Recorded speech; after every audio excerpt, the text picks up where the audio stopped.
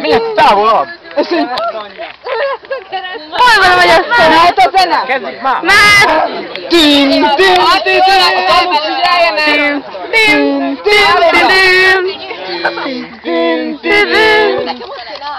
Nem voltam még esküvőn, úgy érzétek! Na, még káljak, jó? Na, üljetek vissza! Várjál, hátulról kell nézni. Menjen át!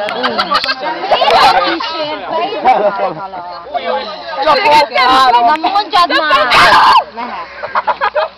Kedves egybegyűlt!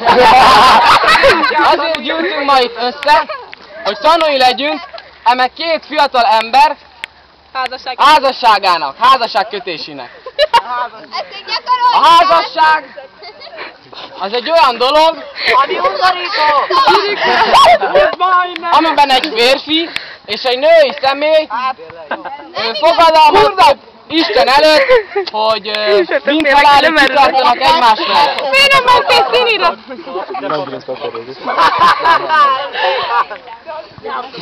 Norbi hátul!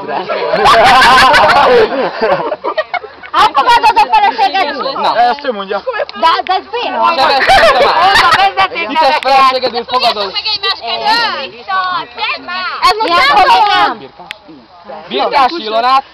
Ilona vagy! Ja, Fogjátok már egymás kezét! hitvesedül. Fogjátok már meg ezt olvasni. Igen vagy nem? Igen. Birkási Lili. Hitvesedül fogadod-e Sebesként Tamást? Igen vagy nem? Igen. Lehet egy kérdésem, ti is összeházasodtak? Majd a végén, igen. De az nem ezen a napon. Igen, az szólnak. Összegyűrűk. Az van. Akinek bármilyen gondja van ebben, az mondja most, vagy hallgasson.